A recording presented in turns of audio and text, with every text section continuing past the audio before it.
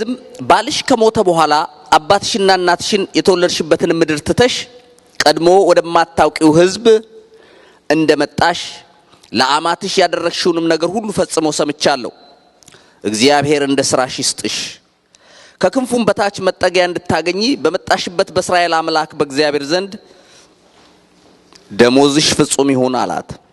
እርሷም ጌታዬ ሆይ ከባሪያዎችህ እንደ አንዲቱ ሳልሆን አጽናንተኸኛልና የባሪያህንም ልብ ደስ አሰኝተሃልና በዓይንህስ ሞገስ ላግኝ አለችው። እሺ ያው እውነተኛ ወዳጅ ዋጋ የሚከፍል በሚል ነው በሩት መጽሐፍ ላይ እየተነጋገርን ያለ ነው።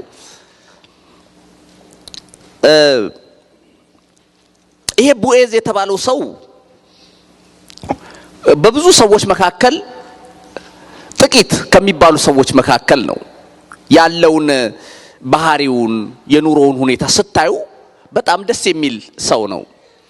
አንደኛ ለመንፈሳዊ ነገር ያለውን ክብደት ታያላችሁ።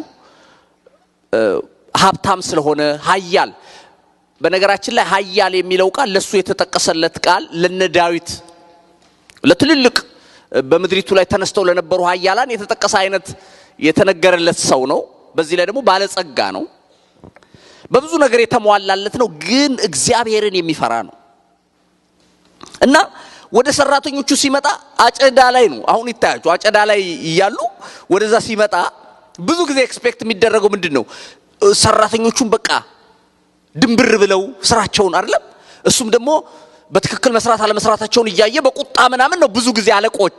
እሱ ግን ገና ሲመጣ ለእግዚአብሔር በእግዚአብሔር የተባረካችሁ ሆኑ ብሎ ነው የጀመረላቸው። ሲላቸው እነሱም ደግሞ እግዚአብሔር ይባርክ ብለው ነው የመለሱለት እና ደስ የሚሉ አቀባበል ያላቸው ናቸው። ከዚህ ሰው ህይወት ሌላው አንዳንድ ያየነው ነገር ሩትን ሲያገኛት በመልካም ንግግር ተናገራት። አይዞሽ ከዚህ እርሻ ወደዛም ወደዚህም አትበይ፣ በዚሁ ቃርሚ፣ ሲጠማሽ ውሃ እዛ የተቀመጣል ሄደሽ ጠጪ። ለማንም የሚፈቀድ አይደለም ይሄ እና በጣም ጥሩ ነገር ሲነግራት እንዴ አታቀኝ እኔ እንግዳ ለሆንኩ ሴት እንዲህ አይነት ንግግር ለምንድን ነው የምትናገረኝ አለችው። ስትለው የነገራት ያደረግሽው መልካምነት ሰምቻለሁ። አባትና እናትሽን ጥለሽ አገርሽን ትተሽ ወደ ማታቂው ህዝብ ኑሃሚንን ተከትለሽ ወደ እዚህ ወደ ሰራዊት ጌታ ወደ እግዚአብሔር ምድር ኪዳን ወዳለበት መተሽ ለመቀላቀል እንደመጣሽ ሰምቻለሁ። እግዚአብሔር ደግሞ ከክንፎቹ በታች መጠጊያ ይስጥሽ አላት። ደሞዝሽ ፍጹም ይሁን አላት። እና ስለ ቦዔዝ ሳስብ እሷ ደግሞ መልሳ ቀደም ያነበብኩት ክፍል ላይ ምን አለች? አጽናናኝ አለችው። በጣም እንዲህ ትላለች ቁጥር 13 ምዕራፍ 2 ጌታዬ ሆይ ከባሪያዎች እንደ አንዲቱ ሳልሆን አጽናንተኸኛልና የባሪያህንም ልብ ደስ አሰኝተሃልና በዓይን ፊት ሞገስ ላግኝ አለችው ይላል። ወገኖቼ አንድ ነገር ልንገራችሁ፣ መልካም ቃል ያጽናናል። እስቲ አሜን በሉ። አማኝ ስንሆን ከኛ የሚጠበቀው የወደቁ ሰዎችን በሐዘን ያሉ ሰዎችን የሚያጽናና ቃል እየተናገርን ማንሳት መቻል አለብን። እቺ ሴት መጠጊያ የሌላት ናት። ይታያችሁ በፍርሃት ነው የመጣችው። ቋንቋውን በጥልቀት የማታውቅ ባህሉን የማታውቅ ብቻ ልትኖርላት ለመጣችላት ሴት በረሃብ እንዳትሞት እህል ቃርሚያ የወጣች ከኋላ ከሰዎቹ ኋላ ሄዳ በዚህ እርሻ ውስጥ ብቃርም ፈቃደኛ ነህ ስትለው ቃርሚያ አላት። አሁን ይታያችሁ በጥንቃቄ ነው እንደ ሰውን እያየች ከባዕድ ምድር የመጣች ማንንም ማያውቃት ምናልባትም ካወቋት ደግሞ በጥላቻ ሊያዋት የሚችሉ ከነሱ ጋር ሞዓብና እስራኤል የማይዋደድ ነው። እዚህ ጠላቶቻቸው መሃል መታ ነው በጥንቃቄ እያጨነች እያለች እየለቀመች የመጣው የቤቱ ባለቤት ግን ወይም የእርሻው ባለቤት ሲመጣ ደግሞ የበለጠ ጠንካራ ነገር ይናገረኛል ምናልባትም ብላ ፈርታ ሊሆን ይችላል። ግን እሱ መጥቶ ምንድነው ያላት? አጽናናት። እስቲ አሜን በሉ። አይዞሽ ከዚህ እርሻ ወደ ግራ ወደ ቀኝ አትበይ፣ እዚሁ ልቀሚ። ወገኖቼ ይሄ ሰው ይሄንን ሲያርግ ዝም ብሎ እንዳይመስላችሁ በእግዚአብሔር ቃል የተነገረ ነው። አንደኛ ቃርሚያ መጽሐፍ ቅዱስ ምን ብሎ ያዛል? እህል በመታጨድ ጊዜ ፈጽመህ አትጨደው፣ ደግሞም የእርሻን ድንበር አትጨድ ይላል። ለድሃውና ለእንግዳው ተውለት። እንግዳው ሲመጣ ዝም ብሎ በረሃብ እንዳይሞት አያሁን እዚህ ምድር ሰዎች በችግር ቢጎሳቆሉ ያገሪቱ መንግስት የተለያየ ችግረኛን የሚደግፍበት የራሱ መንገድ አለው አይደል ፉድ ባንክ የሚባል ነገር አለ አይደል እንደገና ደግሞ ሰዎች የሚረዱበት በገንዘብም ቢሆን የተለያየ ዘዴ ያዘጋጅቷል በዛ ዘመን ግን እግዚአብሔር ህዝቡ ምንድነው ያላቸው ቃርሚያ እህል ስታጭዱ ሙልጭ አርጋችሁ አትጨዱ ለችግረኛውና ለእንግዳው አውቃችሁ አለፍ ይያላችሁ ጨዱ አላቸው ይሄ ብቻ አይደለም ከዚህ ጋር ጎን ለጎን ደግሞ ምንድነው የነገራቸው ወይንህን እንኳን ስታራግፍ ሙልጭ አርጋ አታራግፋላችሁ ይወዳደቀውን መሬት ላይ ተው አለ ለድሃውና ለእንግዳው ተውለት ይላል ወይራ ፍሬህንም ስታራግፍ እንደዚሁ ሙልጭ አርጋ አታራግፍ ይለዋል እንደውም አንድ እስራኤል ሀገር እየኖሩ መንፈሳዊ አባቴ ነበሩና ሲያስተምሩ ምን ይላሉ ምግብ ስንበላ ጥርግ አርጋችሁ አትብሉ ይላሉ ቃርሚያ ተው ከዛ የሚጠብቅ ሰው አለ ይሉ ነበር ማለት ነው ሀገር ቤት ያው ችግረኛ ለስሌሎችም ማለታቸው እና በእስራኤል እንደዚህ የተለመደ ነገር አለ ይሄ በመጽሐፍ ቅዱስ ላይ ስላለ ነው ይሄ ሰው ቃርሚያውን ሲተው የምታዩት ሌላው ዘዳግም 22 ቁጥር 21 ላይ ዘጸአት 22 ቁጥር 21 ላይ ምን ይለዋል እግዚአብሔር አንተ በግብጽ ሳለህ እንግዳ ህዝብ ነበርክ ስደተኛ ነበርክ ስለዚህ እንግዳውንና ስደተኛውን ለመቀበል ባገሩ ስደተኛ እንግዳውን ተቀበል እስቲ አሜን ለተቆስ ዘላዋት 19 ከ9 እስከ 10 ታገኛለህ የሻህ ድንበር የሚለው ለብዙዎች ለእንግዳቸው የሚለው ዘላዋት 19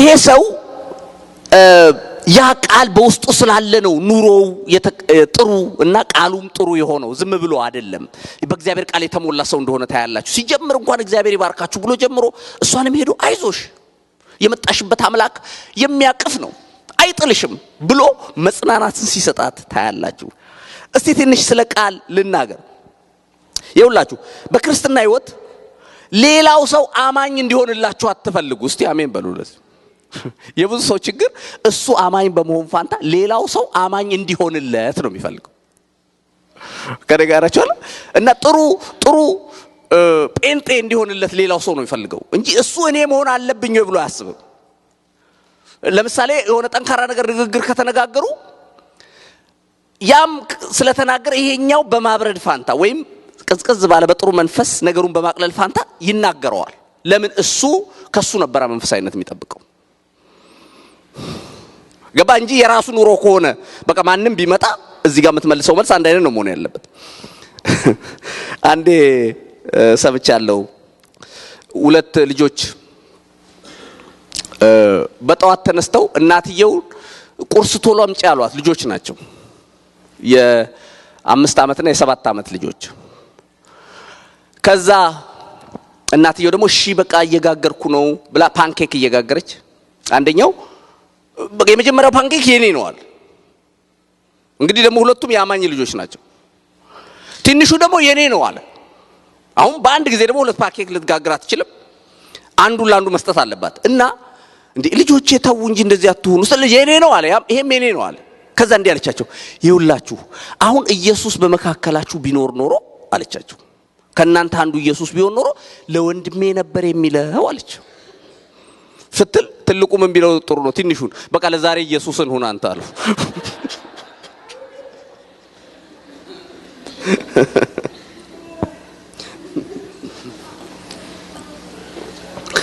የብዙዎቻችን ችግር ሌላው ኢየሱስን ሆኖልን እንድንኖር ነው የምንፈልገው እንጂ እኛ ያ የክርስትናው ህይወት የሚጠይቀውን ማምጣት አንፈልግም ከሌላው ሰው ግን እንፈልጓለን ሁሌ እሱ አማኝ ሆኖ እንዴት እንዲያረጋል ብለን ነው የምንናገረው እኔስ አማኝ አይደለሁም ወይ እኔስ አይተበቅብኝም ወይ የሚለው ስንጠይቅ ግን ሁላችንም ከተጠያቂነት አናመልጥም እና ቃል በጣም ኃይል አለው የሰዎችን ህይወት የመቀየር አቅም እንዳለው ይናገራል መጽሐፍ ቅዱስ እንደዚህ ይላል ፈዋሽ ምላስ የህይወት ዛፍ ነው ጠማማ ቃል ግን አጥንትን ይሰብራል ይላል ምሳሌ 15 ቁጥር 4 ፈዋሽ ምላስ የህይወት ዛፍ ነው፣ ጠማማ ምላስ ግን አጥንትን ይሰብራል ይላል። ምንድነው ይሄ ቃል የሚለው? ፈውስ ይዞ የሚሄድ ቃል አለ። የተሰበሩትን የሚጠግን፣ በሐዘን የቆዘሙትን ሰዎች የሚያጽናና፣ በችግር ውስጥ ያሉትን ሰዎች ድፍረት እንዲሰማቸው የሚያደርግ። ይሄው አሁን እቺ በባዕድ ምድር ተሰዳ የመጣችው ሴት ሲናገራት አጽናንተኛል አለችው። ልቤን በሐዘን የተጎዳውን ባል ሞቶብኛል፣ ያለሁት በባዕድ ምድር በስደት ነው፣ በብዙ መከራ ውስጥ ነኝ፣ ግን ከተናገርከው ቃል የተነሳ ፈውስ ሆኖልኛል አለችው። ፈዋሽ ምላስ ነው አለችው። እግዚአብሔር ባንደበታችሁ ፈዋሽ ምላስ ያድርግባችሁ። ስትናገሩ የምታጽናኑ፣ ስትናገሩ ለሰዎች ጉልበት የምትሆኑ፣ ቢልድ አፕ የምታረጉ፣ የምትገነቡ። መጽሐፍ ቅዱስ እንደዛ ይላል አይደል? ኤፌሶን ላይ ኤፌሶን 4 ከቁጥር 29 ጀምሮ ለማነጽ የሚጠቅም ማናቸውም በጎ ቃል እንጂ ካፋችሁ ክፉ ቃል ከቶ አይውጣ ይላል። ለማነጽ የሚጠቅም ቅዱሱንም የእግዚአብሔር መንፈስ አታሳዝኑት። ይውላችሁ የሚያንጽ ቃል አለ። የሚያንጽ ሲናገር ሰውየው ለህይወቱ እንዲበረታ የሚያደርገው፣ አይዞህ የሚል ወደፊት እንዲህ ኢቭን አበላሽቶ እንኳን ቢሆን የሚሰባብር ሳይሆን ከወደቀበት የሚያነሳ፣ ሁሉ ጊዜ ዓላማው በተስተካከለ መንገድ ላይ ገብቶ እንዲሄድ የሚያደርግ ማለት ነው። የሚያንጽ ማለት ሁሌ አይዞህ በርታ መልካም ብቻ ማለትም አይደል፣ ግን ዓላማው ማነጽ የሆነ ነው። ደግሞ የሚያፈርስ ንግግር አለ። እንዳውም አንድ ጊዜ አንድ ጽሑፍ ሳነብ ምንድነው የሚለው? ኤልሳቤጥ ወደ ማርያም መጣ። ማነች ማርያም ወደ ኤልሳቤጥ ሄዳ ሰላም ለዚህ ቤት ገና ስትል ኤልሳቤጥ ከውስጥ ሆና የጌታዬ እናት ወደ እኔ ትመጣ ዘንድ እንዴት ይሆንልኛል አለቻት። ገና የሰላምታሽን ድምጽ በደጅ በሰማው ጊዜ ጽንሱ በማህፀኔ ዘለለ አለቻት። መንፈስ ቅዱስ ተሞላ አለቻት። እንዴት ደስ ይላል ባክ። እና ዮሐንስ በነገራችን ላይ እንዳውም ድሮ መጽሐፍ ቅዱስ ጥያቄ ስንጠያየቅ መሬት ሳይነካ የዘለለ ሰው ማን ነው ብለን እንጠይቅ ነበር። ዮሐንስ ነው መልሱ። እዛው ማህፀን ውስጥ ነው ዘለለ የተባለው እሚልም እና ዘለለ አለች በማህፀን ውስጥ። እና ጽንስ የሚያዘልል ራእይን የሚያሳድግ ማለት ነው። በውስጥ የጸነስከውን ነገር ወደፊት ይዘህ እንድትሮጥ የሚያደርግህ ማለት ነው። በርታ ይዞህ የሚል እጅን የሚያጸናህ ማለት ነው። አንዳንዱ ቃል ደግሞ የሚያፈርስ ነው። መጽሐፍ ቅዱስ ሲናገር ጳውሎስ እንዲህ ይላል፣ የአሮጊቶችን ተረት ከሚመስል ክርክር ራቅ፣ እንዲህ አይነቱ የሚያፈርስ ነው ይላል። ቃላቸው የሚያፈርስ የሆነ አለ፣ የሚገነባ። እንደ አማኝ ግን እኔና አንቺ እኔና አንተ የሚገነባ ቃል ካፋችን ሊወጣ ይገባል። የሌላው ሰው አያገባም፣ የሌላው ሰው አይመለከትም። አንተ ግን ሰዎችን የሚያጽናና ቃል ልትናገር ይገባል። ጳውሎስ አንድ ጊዜ በሐዋርያት ሥራ ምዕራፍ 20 ከቁጥር 29 ጀምሮ ሲናገር ሊለያቸው ነው ሐዋርያትን። ለነሱ ደግሞ ከባድ ሐዘን ነበር። ከእንግዲህ በኋላ አይኔን አታውቱም ብሏቸዋል እና በጣም ሁሉም አዝነው ነበርና ግን እንዲህ ብሎ ነገራቸው። ከቁጥር 20 ጀምሮ በገዛ ደሙ የዋጃትን የእግዚአብሔርን ቤተክርስቲያን ተጠብቋት ዘንድ እናንተም ጳጳሳት አድርጎ ለሾመበት ለመንጋውና ለራሳችሁ ተጠንቀቁ አላቸው። ከቁጥር 29 ጀምሮ ግን እንዲህ የሚል ቃል አለ። እኔ ከሄድኩ በኋላ ለመንጋው የማይራሩ ጨካኞች በመካከላችሁ እንደሚገቡ አውቃለሁ። እነሱም ይላል ክፉ ቃል በመናገር ደቀ መዛሙርትን ወደ ኋላ ይመልሳሉ ይላል። አይ አንዳንዱ ደቀ መዝሙርን የሚያበራል ወይም የሚያፈጠናል ወደ እግዚአብሔር ነገር ንግግር። መጥፎ ቃል በተናገርክ ጊዜ ደግሞ ሰዎችን ወደ ኋላ ትጎትታለህ። ከመንፈሳዊ ህይወታቸው ወደ ክርስቶስ ከመቅረብ እንዳይደርሱ ወደ ኋላ ተስፋ ታስቆርጣቸዋለህ ማለት ነው። እና ክፉዎች ተብለው የማይራሩ ለመንጋው ጨካኝ ተኩላ ተብሎ ግን የተገለጹት ባንደበታቸው ነበር። እግዚአብሔር ይጠብቀን ወገኖቼ። ይሄ ሰው መልካም ቃል ተናግሮ አጽናናት። ያው ባለፈም እንዳየነው እንግዲህ አብረው በሉ በደንብ አርጉ በኔ ወጨት ውስጥ አጥቅሽ አላት። በጣም ይገርማችሁ ነው። ትልቅ እንትን የሰጣት ያልተጠበቀ ለሌሎች ሁሉ ባሮች ያልወነው እዛ ላሉት ለሰራተኞች ሁሉ ያልተደረገ ነገር ነው ለሷ የተደረገው። በኋላ ቃርማ ስትመለስ ኑኃሚን እህል ይዛ ስትገባ ይቻት ምግቡንም ኢቭን የበላችው ምግብ ይዛላት ነው የመጣችው አትርፋ ክፍሉ ስታነቡ ቢያለቻት በላች። ከዛ ቁጭ አለችና ለመሆኑ ዛሬ ከወዴት ቃረምሽ አለቻት ይላል። ትንሽ ከወዴት ቃረምሽ በሚለው ላይ መናገር ፈልጋለሁ። ይኸውልህ ኑሮ ግድ መቼም ያው እዚህ የሰለጠነ ሀገር ነው ያለነው በብዙ ነገር አሁን ሄደን ስንዴ አንቃርምም፣ ግን በኑሮ የሚቃረም ብዙ ነገር አለ። ታውቃለህ አይደል? በህይወት ብዙ እየቃረምክ የምትመጣው ነገር አለ። ለመሆኑ ቀን ቀን ከስራችሁ ውጭ የምትቃርሙት እንዴት ነው? ምንድነው ገባ? ምንድነው የሚባለው? ሰውነትህ ጤናማና የተስተካከለ እንዲሆን ጥሩ ምግብ ማግኘት አለብህ ይባላል። በመንፈሳዊ ህይወትህም ጤናማና የተስተካከለ ህይወት እንዲኖር ጥሩ ነገር መመገብ አለብህ። የእግዚአብሔርን ቃል መስማት አለብህ። የእግዚአብሔርን ቃል ማጥናት አለብህ። ጸሎት መጸለይ አለብህ። እና ሰሞኑን አንድ የተጠና ጥናት ያነበብኩትን የሰማሁትን ልንገራችሁ። በብዙ በተለይ በሰለጠነው ዓለም ላይ የሚሆነው ካሉት 7 ሰዓት ተኩል ከአጠቃላይ በቀን ውስጥ 7 ሰዓት ተኩል በተለይ ወጣቶች 7 ሰዓት ተኩሉን የሚያሳልፉት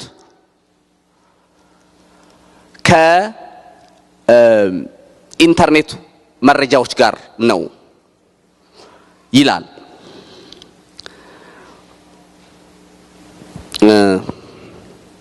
በኤሌክትሮኒክስ ሚዲያ ውስጥ ነው የሚያሳልፉት ይላል። 7 ሰዓት ተኩል ቪዲዮ ጌም በመጫወት ቴሌቪዥን በማየት ቴክስት በማድረግ ኢሜሎችን በመለዋወጥ ሰርፊንግ ዌብ ይላል ሙቪዎችን በማየት እነኚህ አጠቃላይ ሲደመሩ በየቀኑ 7 ሰዓት ተኩል ያህል እነሱ ላይ ነው የሚጠፋው። ይሄ ብቻ አይደለም የሚያስደነግጠው ይላል ያ ሰው። ይሄን ያህል ባጠፉ ሰዓት ምን ያህል በተጽዕኖ ስር እንደሚወድቁ መገመት ይቻላል ይላል። 7 ሰዓት ተኩል ሙሉ በቀን ውስጥ አብረው ያሳለፍከው ነገር እንዴት አብሮ አንተ ላይ ተጽዕኖ እንደሚያደርግ መገመት አያቅትም። እና ብዙ ሰዎች በዚህ ነገር ውስጥ ወድቀዋል። ከዛ ውጪ ደግሞ ከዛ የሚቃርሙት የተበላሸ በጣም ብዙ ነገር አለ፣ ጥንቃቄ የሌለው አካሄድ ከሄዱ ማለት ነው። እና ሁሉ ጊዜ በመንፈሳዊ ህይወታችሁ አንድ ነገር ስታረጉ ለመንፈሳዊ ህይወቴ ይጠቅመኛል ወይ፣ ለመንፈሳዊ የህይወት እድገቴ ይጠቅመኛል ወይ ብላችሁ ማጣራት አለባችሁ። አለዛ ጊዜ ማጥፋት ነው የሚሆነው። ይገነባል ወይ? አየ ጳውሎስ እንደዚህ ብሎ ነግሯቸዋል ለቆሮንቶስ አማኞች። ለጣዖት ስለተሰዋ መብል ሲነጋገሩ እንብላ አንብላ የሚል ችግር ተፈጠረ። አንዳንዱ እንደ ጣዖት እኔ በላው አልበላ ሁሉን የሚችል አምላክ እያመለኩኝ በላዋለሁ ይላል። አንዳንዱ ደግሞ ኖ አንበላም ይላል። እና ችግር ተፈጥሮ ነበርና ለዚህ ጽፎላቸዋል። አሁን እንኳን እዚህ እጃውጣችሁ ተናገሩ ብል እርግጠኛ ነኝ የተለያየ እንደምትሉ ገባችሁ አይደል? ጣዖት ስለተሰዋ እንብላ ወይስ አንብላ ተብሎ ቢጠየቅ ሁሉም ሰው የራሱ የሚለው ነገር ይኖራል ብዬ አስባለሁ። መልሱ ግን አንብላ ነው። አይገርማችሁ? ለምን መሰለ? እኔ አሁን እጄ ጣዖታት በሚደረግበት ቦታ ምግቡ ስበላ ጣዖቱ እኔን ምንም ስለሚያደርገኝ አይደለም። ሌሎች የሚያዩ ሰዎች ግን ጣዖት ማድረግ ለካ ችግር የለውም። ለምን? ኢያሱ እንኳን እዛ ቁጭ ብሎ በልቷል ብለው ነው በእኔ በአጉል ነገር ይታነጹብኛል ማለት ነው። ለዚህ ነው ያልተፈለገ ቦታ ሄደህ አትዋል የሚባለው። ግድን የነሱን ማህበራዊ ነገር እንዳላጣ ብለህ አያጣብቁ። ዝም ብለህ የሚገቡበት ጉድጓድ ውስጥ ሁሉ አትግባ። ለራሳቸው ተውላቸው። አንተ ተጠርተሃል፣ የተለየህ ነህ። እስቲ አሜን በለዚህ። ኢየሱስ የተባረከ ይሁን ኖ ማለት አለብህ። እና በህይወት ኢንፍሉዌንስ ያደርጉብሃል። አንዳንዴ የሆነ ነገር ላይ ጎትቶ ያስገቡና ከዛ በኋላ አእምሮህን ይረብሸዋል፣ ያቆሽሸዋል ማለት ነው። እና ብዙ ፐርሰንት በተለይ አሁን አየህ ሁሉ ነገር ቀርቦላል። ዓለም በሙሉ በዚች ነገር ውስጥ ነው ያለው አይደል? ሁሉ ነገር የፈለክበት ገብተ መውጣት ስለፈለከው ነገር በጠይቀው ያወራል። እና እንዴት ክፉ እንደሆነ አስብ። ራስን ማትገዛ ኮንክ እኮ ግድ ደጅ መሄድ የለብም እንደ ዱሮ ሁሉም ነገር እዚህ ውስጥ አለል። የተበላሸው ጥሩ ግን አማኝ በትክክለኛ ራሱን ሊያንጸው የሚገባው ሊገነባው ለመንፈሳዊ ህይወት ይጠቅመኛል ወይ የሚጎትት ከሆነ ምን ማድረግ የለብም የሚያወርድ ከሆነ እሺ ጌታ ይርዳል። እና ከወዴት ቃረምሽ አለቻት ይላል። እሷ ደግሞ ቦዔዝ ስለሚባለው ሰው ነገረቻት። በጣም ኑሃሚን ደስ አላት። እግዚአብሔርን ለመጀመሪያ ጊዜ አመሰገነች።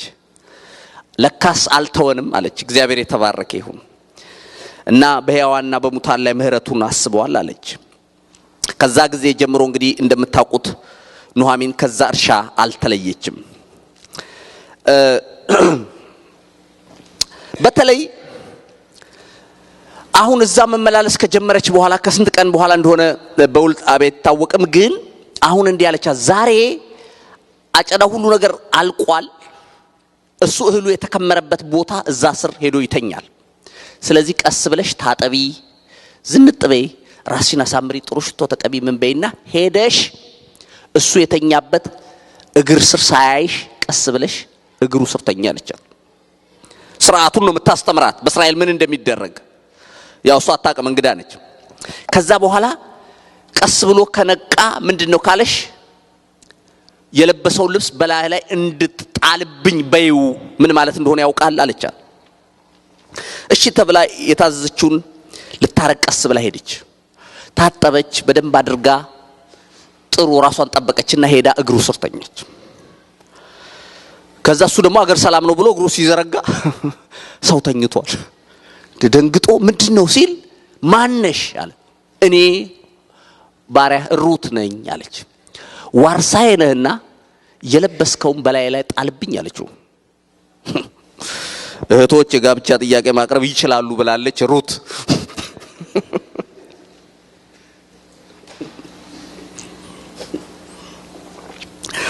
መቼም እንግዲህ አለች።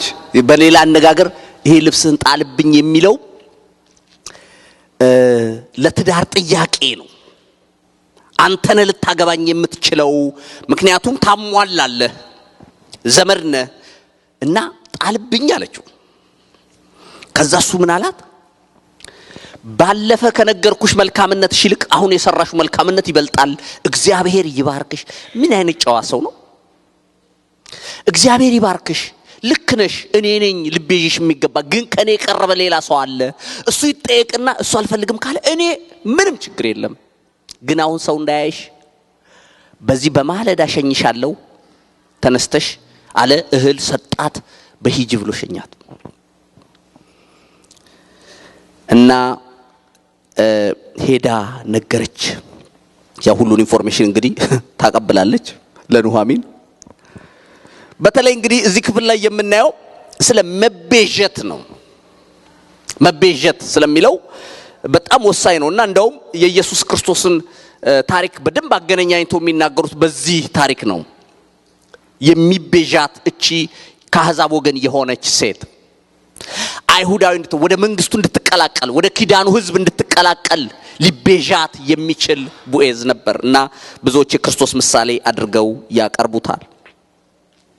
ከዛ በማግስቱ ጠዋት ሽማግሌዎች አሰበሰበ። ያ በጣም ይቀርባል የተባለው ሰው ተጠራ በህዝቡ በሽማግሌዎቹ ፊትና አንድ ጥያቄ ተጠየቀ። የጠየቁት መጀመሪያ ስለ እርሻው ነው። እርሻ ይሄን ያህል እንዳለ ታውቃለህ አሉት። አዎ። የመሐሎን እርሻ?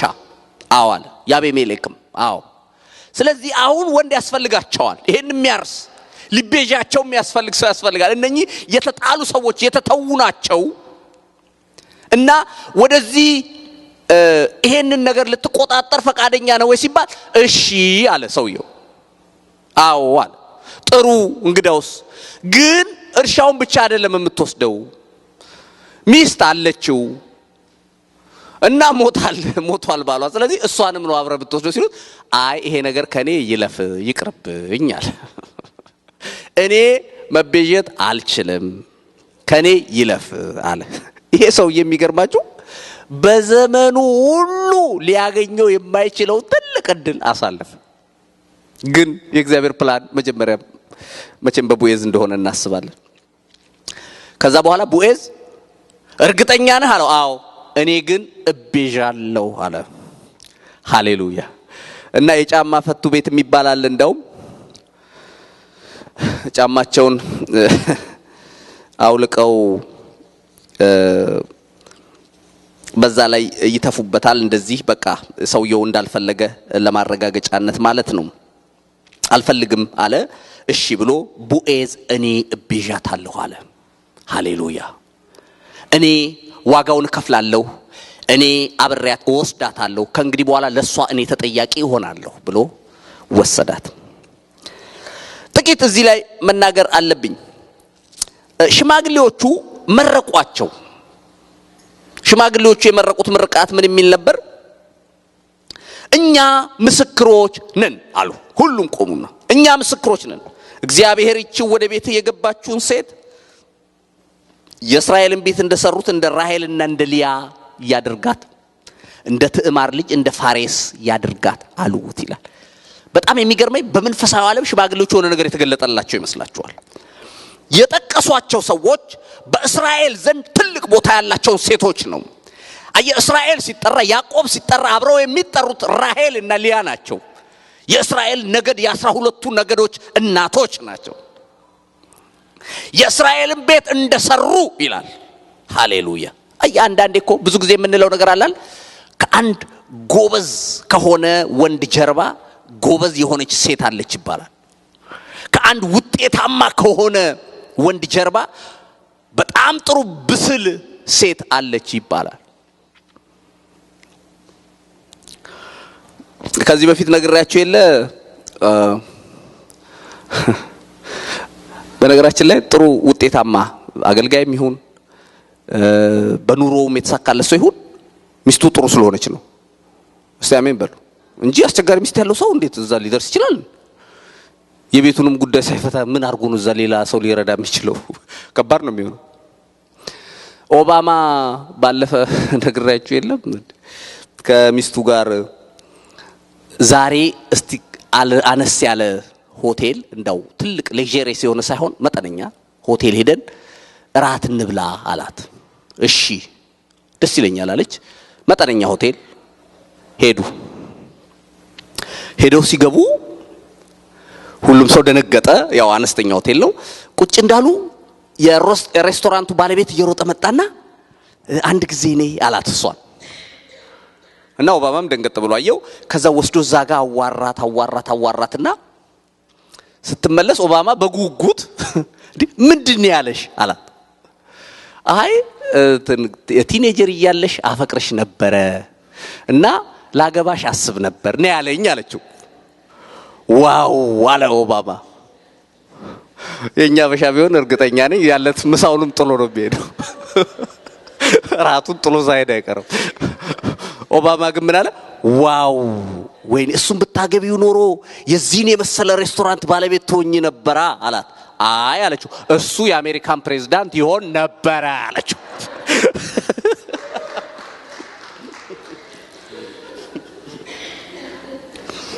አየ የሆኑትን የሆንከው በኔ ነው አለችው ማለት ነው። በሌላ አነጋገር አየ እሷ የምትጎትተው ቢሆን እንዴት ሆኖ ነው ፕሬዝዳንት የሚሆነው? አይሆንም ነበር። እና ከያንዳንዱ ነገር ጀርባ ጥሩ ሴቶች አሉ የሚባለው ለዚህ ነው። ስለዚህ የእስራኤልን ቤት እንደሰሩ አላየ የሰሩት ራሔልና ሊያ ናቸው ይላል። ያዕቆብ እንዲሆን እስራኤል እንዲሆን እነኚህ ሴቶች አሉ ነው የሚለው። ከትዕማር የተወለደችው ፋሬስ እሱ የሰራው ከሷ የተገኘው እንደ ፋሬስ ቤት ይሁን ብላለች።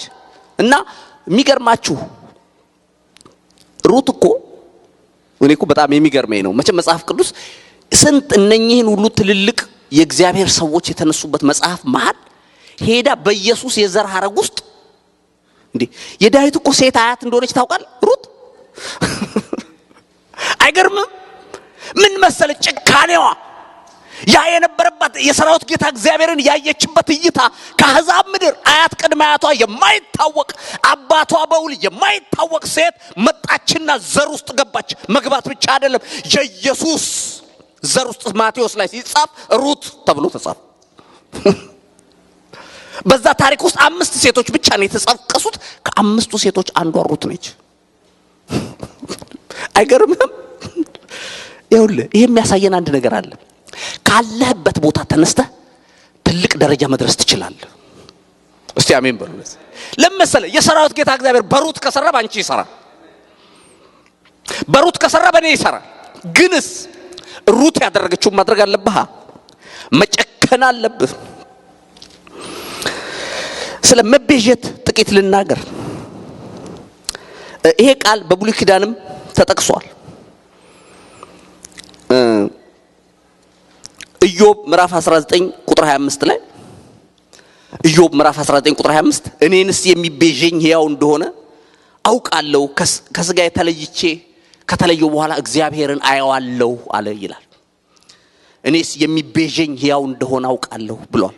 እና ጓደኞቹ እንደምታውቁት ወዳጆቹ ኢዮብ በጣም ጥሩ ስራ እየሰራ እንዳልሆነ ጥሩ ሰው እንዳልሆነ ነግረውት ነበርና እሱ ግን አለ የሚቤዠኝ፣ እኔ ብቁ ላልሆን እችላለሁ ግን ቤዛ የሚሆነኝ ምትክ የሚሆነኝ ግን አለ ብሎ ስለ እግዚአብሔር ተናግሮ ነበር።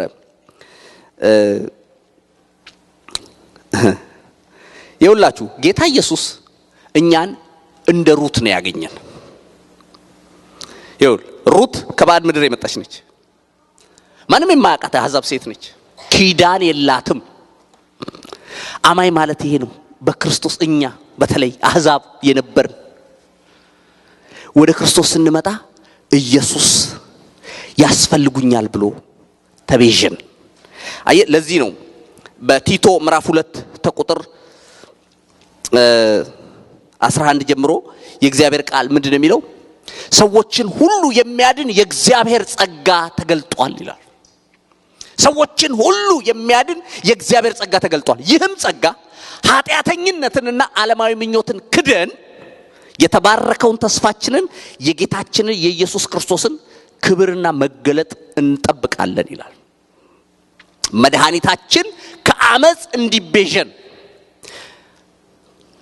ለራሱ ገንዘብ የሆነውን ሕዝብ መረጠ ይላል።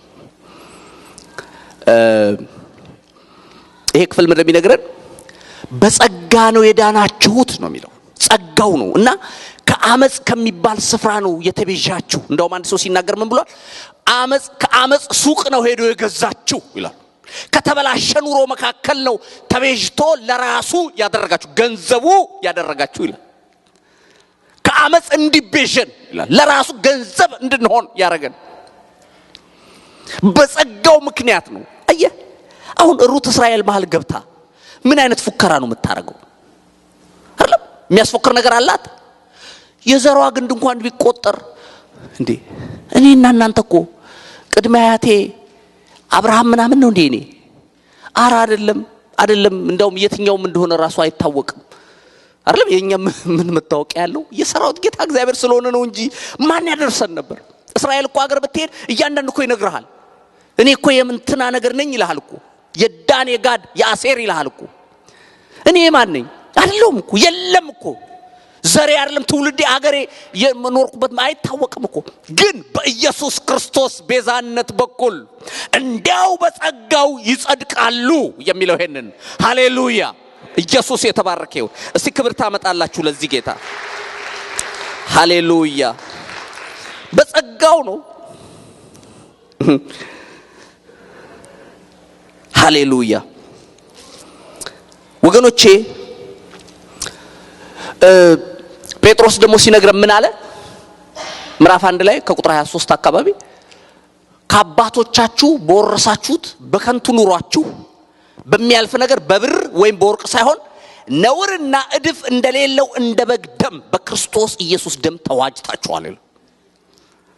አየህ አሁን የተገዛ ነው የዋጀን እዚህ ኪዳን ውስጥ የቀላቀለን የኢየሱስ ደም ነው።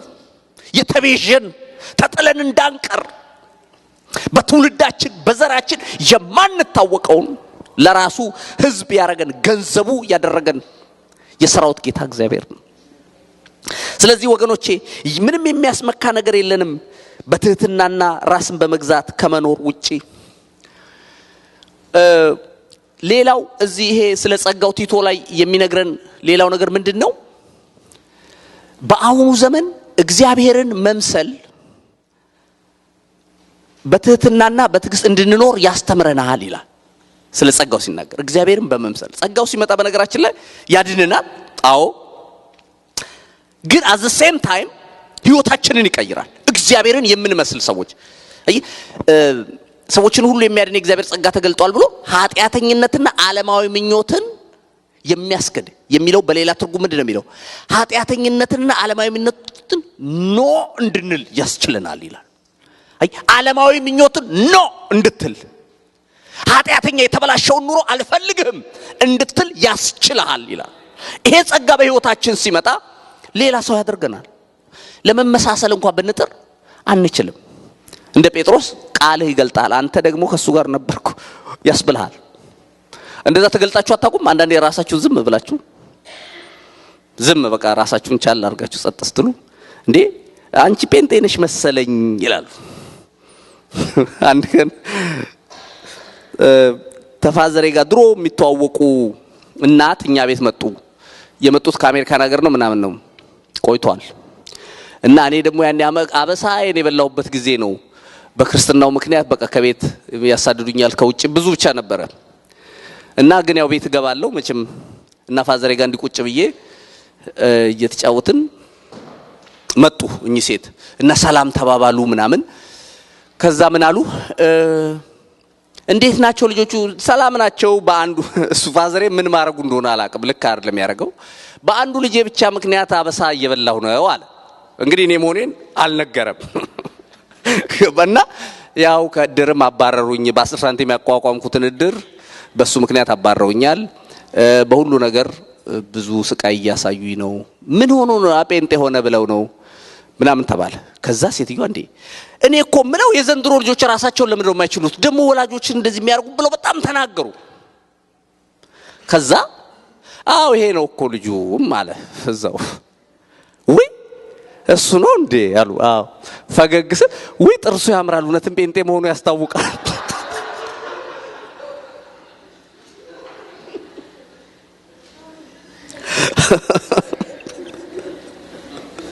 አየ የጴንጤ ጥርስ ይለያል ለካ ያለት ነው ያወቅኩት።